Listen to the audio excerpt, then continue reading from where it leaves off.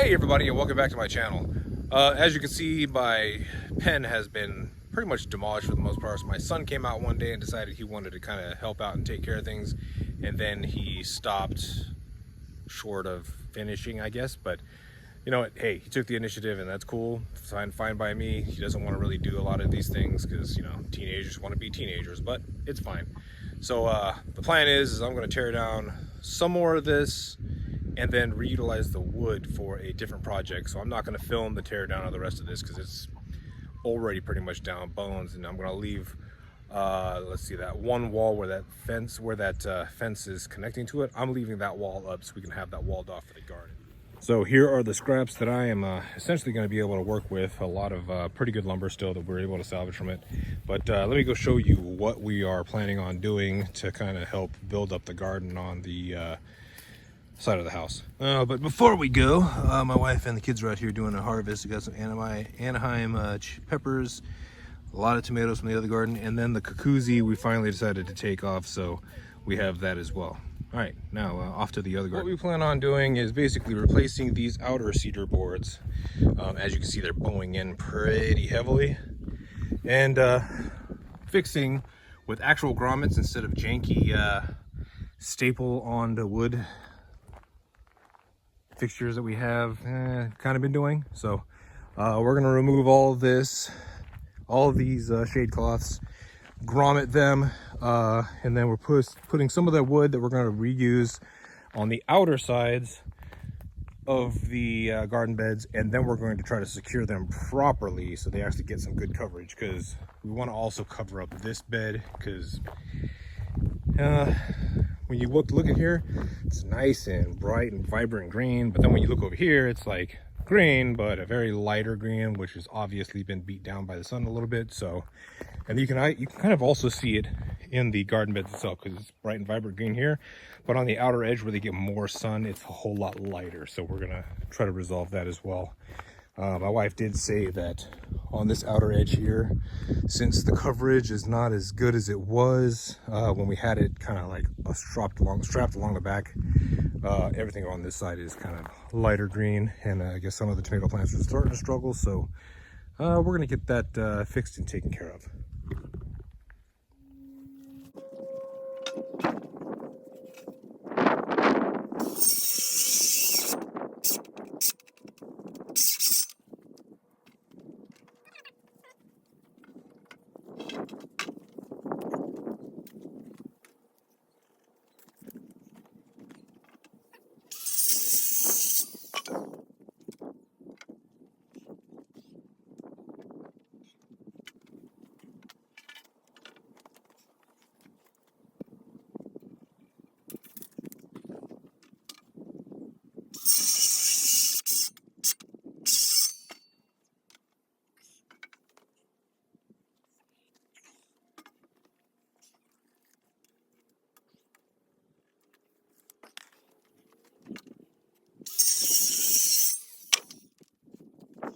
All right, so I got 7 posts that I'm going to replace with some of the cedar posts that are over there. Let's turn this that way.